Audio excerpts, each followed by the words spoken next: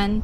I'm Noah Daniels, and today I am here with David Hockletoby in a bit of an unconventional interview location. Thank you so much, Noah. And yes, you're right. We are uncommon people doing uncommon things. So that's why we're not in a studio shooting this. We're out in the middle of the water and the beach talking about the Genesis story, as we call it. And of course, that's a play on words, a double entendre, if you will. It is our Genesis, but it's also an homage to my sweet Uncle Gene, who unfortunately was diagnosed with glioblastoma, the most aggressive form of cancer, brain cancer that there is. And then upon his diagnosis, he was already pretty far down the line. So he grasped this rather well, which is unusual, and invited me on his hospice journey, which was an honor. And like most people on their deathbed, he grabbed a notepad and started jotting down the things that he wanted to do before he passed. And the reason why I'm laughing is that the notepad was so battle scarred. He was this big German guy, so he lived the last parts of his life like a champ. You could see evidence of grease stains from the bratwurst and the spatzel, little ringlets from his coffee cup and wine, his wine glass and his beer mug. And so he had a very fervent need to grasp all that he could in his mind and jot it down on this piece of paper. And like most people that are passing, it was very vivid. It was very specific, each one of these tasks that he wanted to accomplish. After he passed, I gathered his effects and took that notepad. Fortunately, there were a few strike-throughs where he had accomplished his wishes, but unfortunately, most were not accomplished. One thing that stood out to me the most, however, simply read, "Fly a red kite at Bodega Bay." So in his honor, I did just that. I drove up to Bodega, and if you haven't been to Bodega Bay, it's about an hour north of San Francisco. It's this tiny seaside hamlet nestled in the coast. It kind of reminds me, having grown up in New Hampshire area, maybe Maine a little bit, but it's just gorgeous little town. It's so welcoming, and the weather is similar to what we're experiencing here today, a little gray on most days. So there's this candy and kites store that's iconic further down into town, and it's on what I call Dead Man's Curve. This is a very dangerous little curve on Highway 1, but it's well worth risking your life to cross the street to this place. And it's so welcoming and vibrant and bright.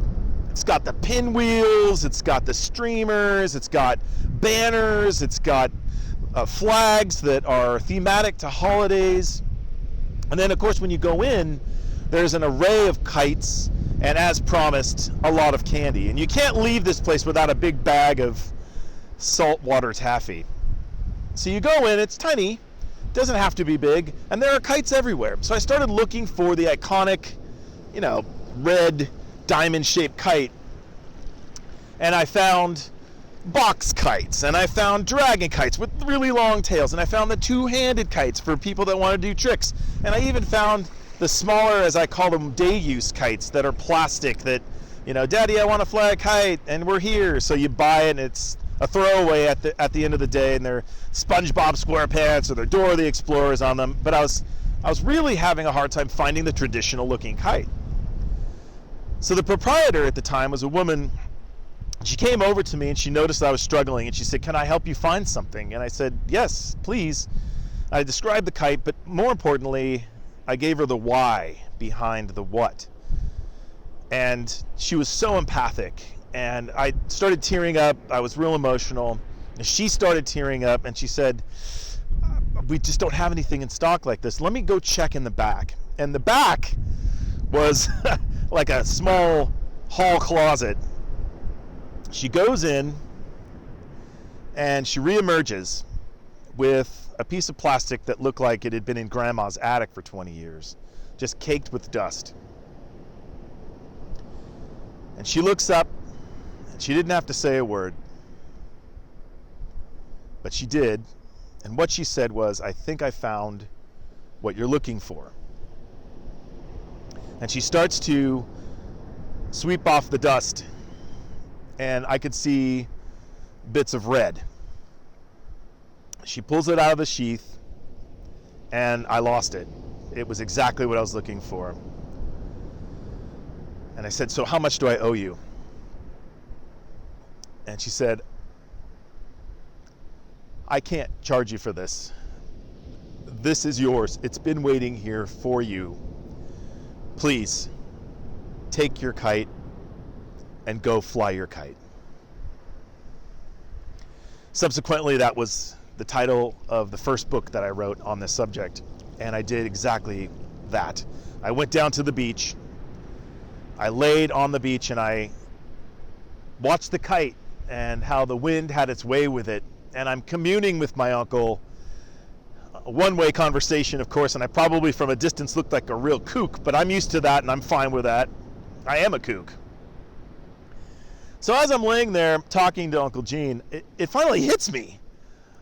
I'm an idiot. I have all these unflown red kites of my own, proverbially piling up in my closet. And if he had these unflown kites and I've got these unflown kites, it stands to reason that most people probably have unflown kites.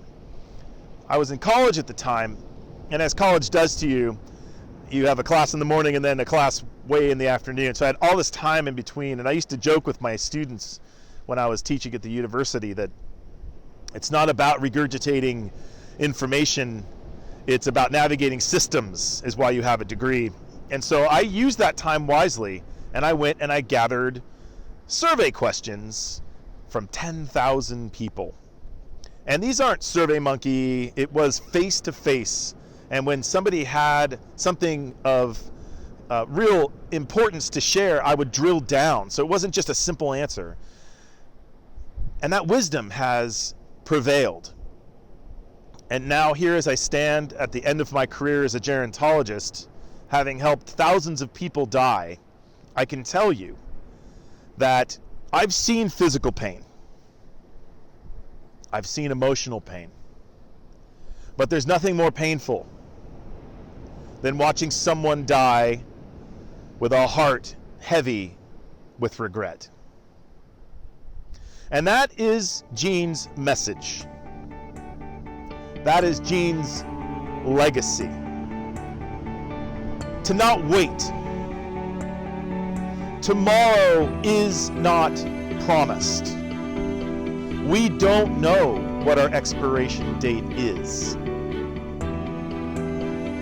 We have to go out and fly our kites.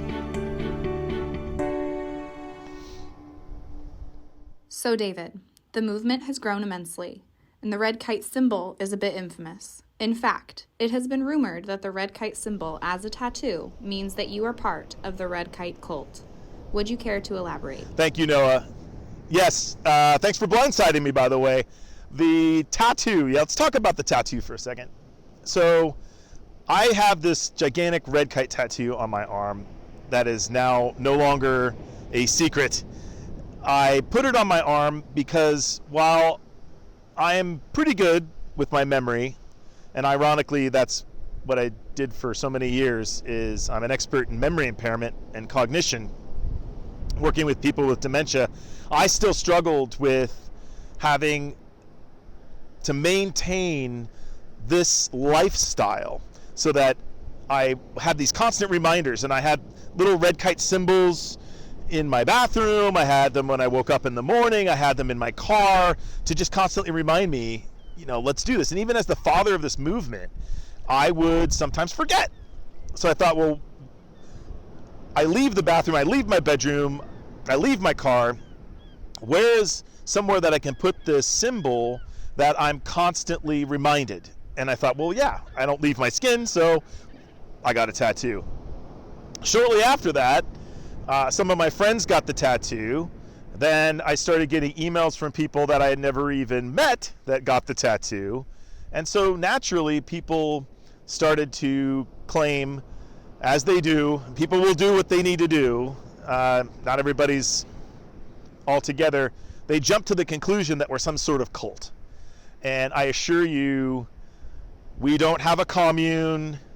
We don't have Kool-Aid parties. We're not trying to recruit people into our family.